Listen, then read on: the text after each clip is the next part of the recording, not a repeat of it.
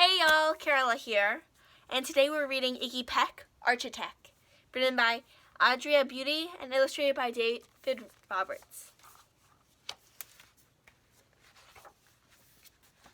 Young Iggy Peck was an architect, and has been since he was 2, when he built a great tower in only an hour, with nothing but diapers and glue.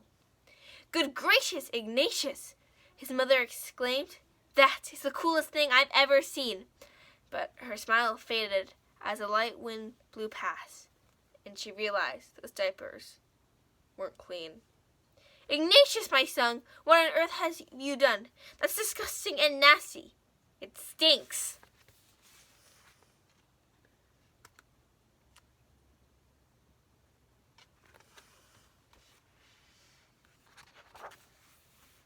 But Iggy was gone. He was out on the lawn, using dirt clogs to build a great sphinx.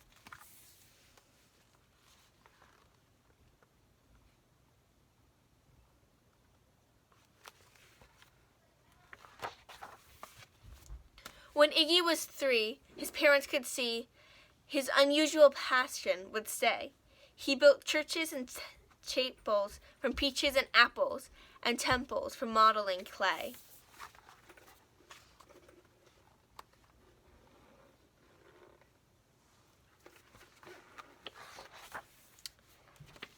At dinner one night, to his father's delight, Iggy got a bright gleam in his eye, and on the porch built St. Louis's arch from pancakes and coconut pie.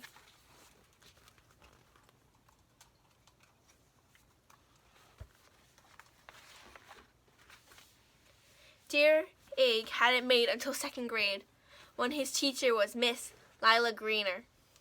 On the very first day she had this to say: "We do not talk of buildings in here. Gothic or romantic, I couldn't care less about buildings, ancient and new." She said in her lecture about architect, it had no place in grade 2.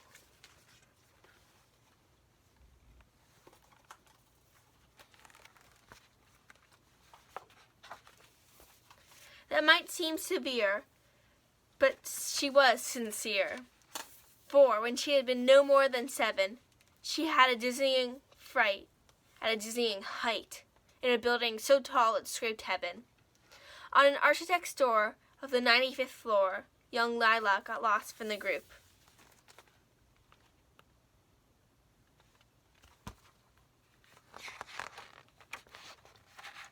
She was found 2 days later in a stuck elevator, eating cheese with a French circus crew. And after that day, it's quite safe to say, she thought all building lovers were nuts. As a teacher, she taught that, above all, one ought to avoid them. No ifs, ands, or buts.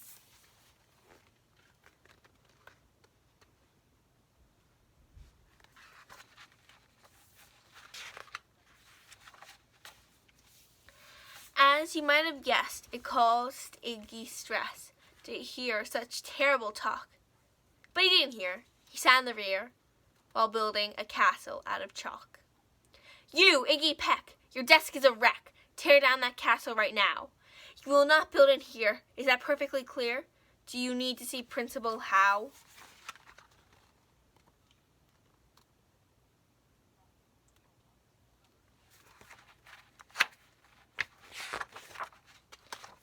"No, ma'am," Iggy said. He lowered his head and his heart sank to the floor. With no chance to build, his interests were killed. Now 2nd grade was a bore.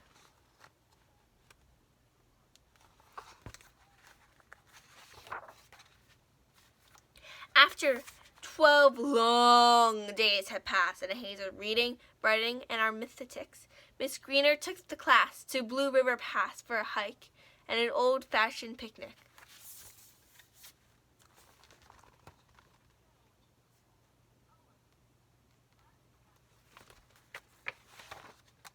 They crossed an old trestle to a small island nestled in the heart of a bubbling stream. But no sooner had they passed when the footbridge collapsed, and Miss Lila Greener started to scream. "We're trapped here. Oh my, alas, kids, goodbye. Her eyebrows rolled to the back of her head. She lucked to the ground with a vague, groaning sound. Luckily, fainted, not dead.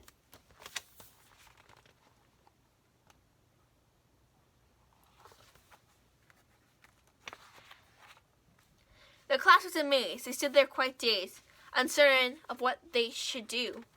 But one bright young man was off hatching a plan, which started with Miss Lila's shoe. Soon each lass and lad there at Blue River Pass worked together as one.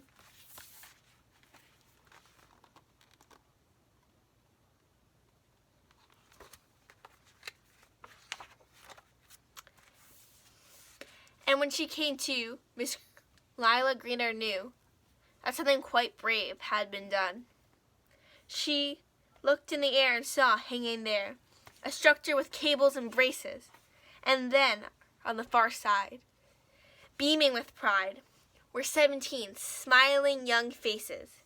Boots, tree roots, and strings, fruit roll-ups and things, some of which should not be mentioned, were stretched ridge to ridge in a glorious bridge, dangling from shoestring suspension.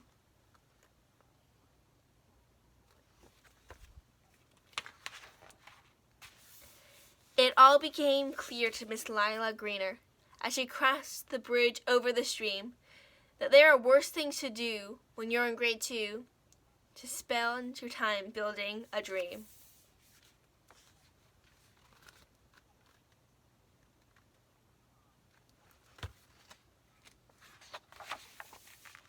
Now, every week at Blue River Creek Elementary in 2nd grade, all the school kids can hear, along with Miss Greener, how the world's greatest buildings were made.